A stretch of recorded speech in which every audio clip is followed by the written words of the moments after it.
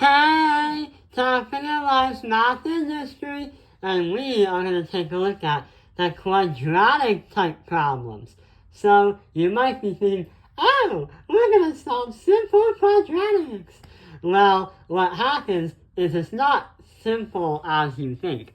So right over here is an equation that has e instead of the x's. Well, the x's are part of the exponents.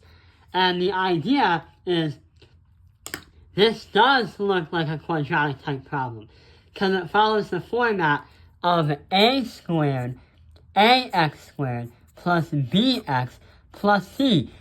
It follows the same format. We have e to 2x, then e to the x, and a constant, and it's equal to 0. But wait, how are we going to solve this quadratic type problem? Well, you know how in the other problems where we have ax squared plus bx plus c, why not try to modify the e's as if they were actual variables? Let's see what actually happens. So, the crazy thing is, we can turn this right here and transform that into e to the x, and it's going to be to the power of 2. So what we did is we rearranged it so it's e to the power of x to the power of 2. Then, when we subtract by that, we have 2e to the power of x.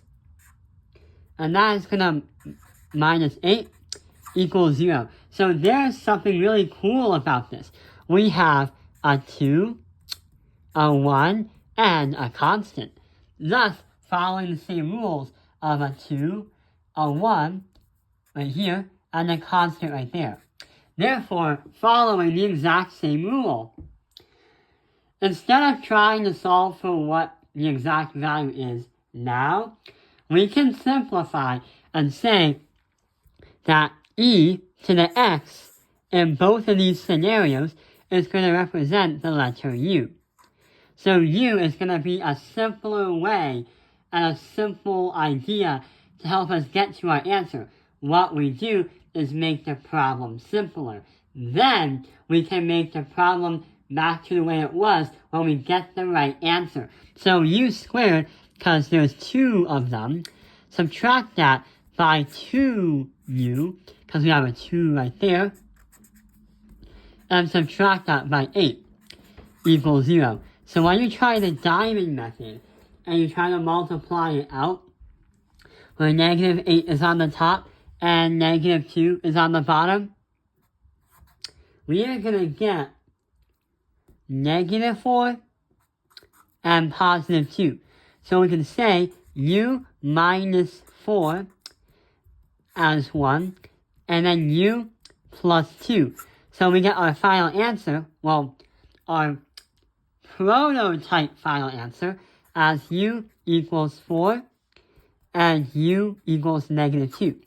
Now here comes the fun part, making the problem back the way it was.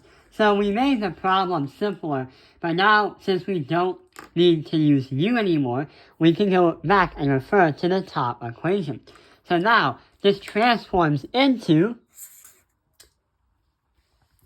we can have e to the x is going to equal 4, and also e to the x is going to equal negative 2. And since you're dealing with a natural logarithm, you can't have a negative answer. Thus, this has to be the only true answer we have. So that is one example. But what about the other example? So right over here is another problem. And hey, check it out. We have a 4 and an x and a square. Transform that down to 2 to the power of 2 to x. Now we have to add by everything else written down, but we're not done yet. Transform that again and say 2 to the power of x to the power of 2, then add everything else.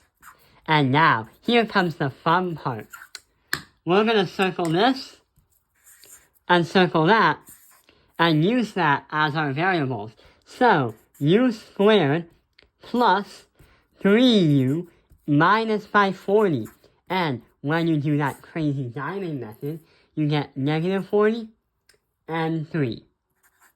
And our values are going to be 8 and negative 5. So we have u plus 8 and u minus 5. So what happens next is we can set these two equal to 0.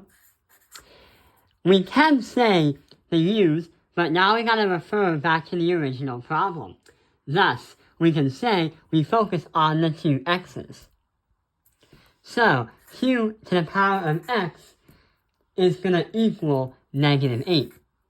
And on this side, q to the power of x is gonna equal positive 5. And since we're dealing with a function that is going to be a logarithm, this is a negative 8. Thus, it cannot be the answer. That's extraneous. So this is the only solution we have.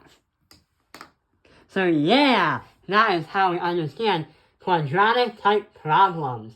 I hope this video has helped you understand quadratic type problems. Thank you for watching Cal Peter Life's Math Industry. Like and subscribe.